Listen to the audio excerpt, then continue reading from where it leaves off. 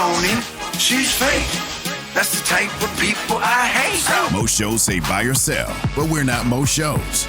This is Real or Not Real. Wait a minute, who's real? Who's not?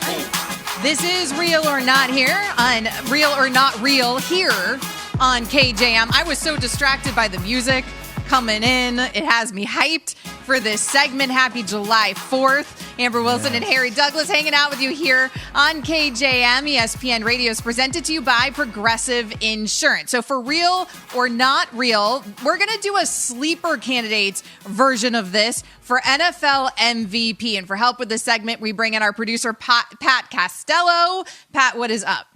What's up? So Real or Not Real sleeper candidates for MVP, Derek Carr. Harry, let's start with you. I think this is actually real. You look at the addition to Devontae Adams, Hunter Renfrow, Darren Waller, Foster Moreau. You look in the backfield, you got a Josh Jacobs, a Kenyon Drake, a Bolden, Zamir White that they drafted out of UGA. I think this offense could put up big numbers. I think a lot of people don't give Derek Carr the credit for controlling things at the line of scrimmage and getting the offense into the right play the last few years. You have a guy, Josh McDaniels, coming in. I think he's going to put up some big numbers. And you look at their schedule. Especially in the AFC West, but the teams that they play outside of the AFC West, I think it's enough great opponents to catch the eyes of a lot of people in the NFL and NFL watchers this year.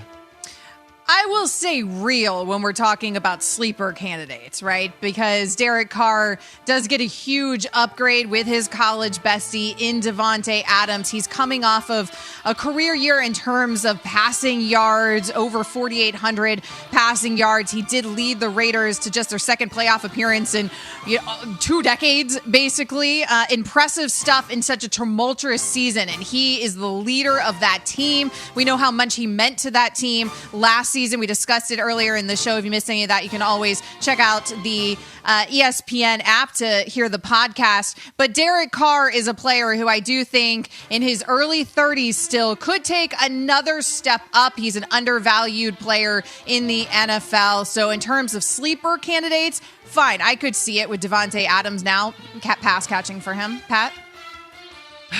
Former Falcons wide receiver Harry Douglas, sleeper candidate for MVP. Matt Ryan, real or not real that he could win it?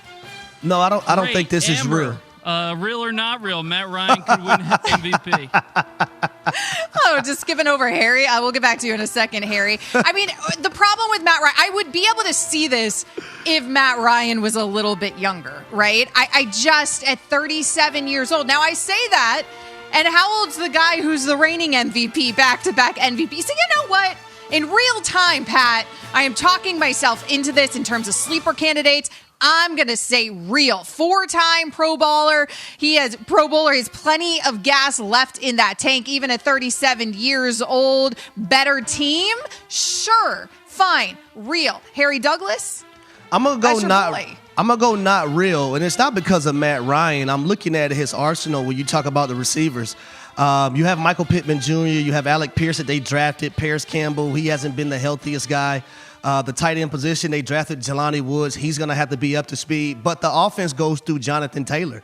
Jonathan Taylor is the guy that they're going to force feed the ball to. So I just don't see Matt Ryan putting up the numbers because of Jonathan Taylor and what they're going to do and have him be the centerpiece of the offense. So that's why I got it as not real. Let's write that down, that Harry Douglas said that about his former quarterback. About his boy, man. Yeah, but the first thing I said is that it's not because of Matt Ryan's play. It's because who the offense goes through, and that's Jonathan Taylor. Do you guys watch NFL football throughout the season? Slice that bite, Pat, to take out that other part. No, we'll get that right. Tua Tagovailoa.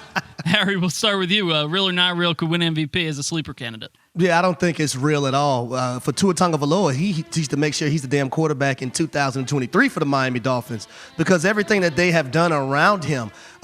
With Tua, he just has to be able to deliver the football, accuracy, give these guys, these receivers who we know can get yards after the catch, opportunity to actually do that. So I don't think this is real. Tua, he just has to not lose his job and not be a disappointment this year.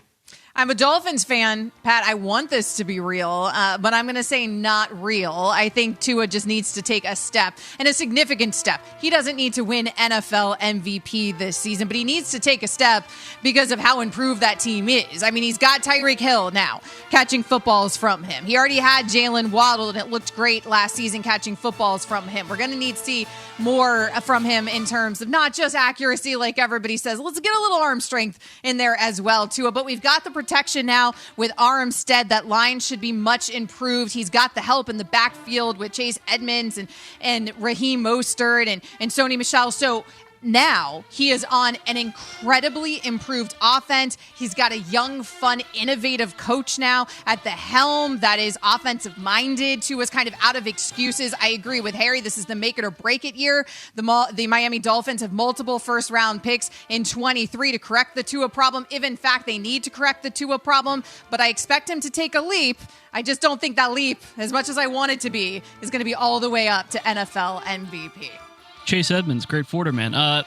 Amber, you said that you're a fan of the Dolphins. I'm a fan of the Eagles, so both of you tread lightly with this one. Jalen Hurts, real or not real for a sleeper MVP candidate?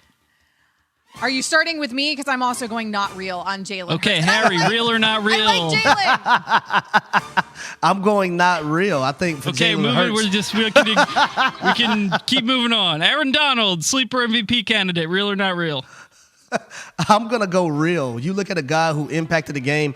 When it came down to the Super Bowl, when they needed a guy to make the play the most, it was Aaron Donald. In the NFC Championship game, when they needed a guy to make the play the most, it was Aaron Donald. We're talking about a guy who arguably could be the best defensive lineman that ever played the game. So I'm going to go real because he gets double teamed and he still makes these plays. So real for me.